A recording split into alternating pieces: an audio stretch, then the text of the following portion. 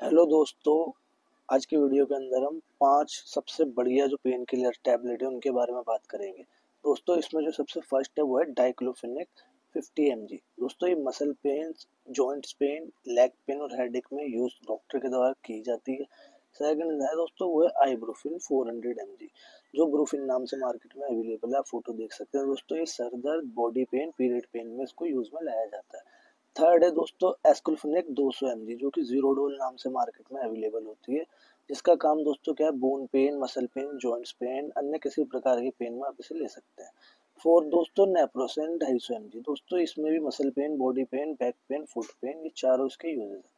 दोस्तों लास्ट जो है वो है ट्रामाडोल। दोस्तों ये एक ओपियोइड मेडिसिन है जो कि बहुत ज़्यादा पावरफुल होती है, जो कि फ्रैक्चर पेन में दी जाती है। सर्जरी अगर आपकी होती है उसके बाद जो दर्द होता है उसमें दी जाती है, और आपको किसी प्रकार का कोई सीवियर पेन हो उसमें भी इस मेडिसिन को दिया जाता है। दोस्तों बिना किसी डॉक्टर की सलाह के कोई भी मेडिसिन को ना लें। Thank you.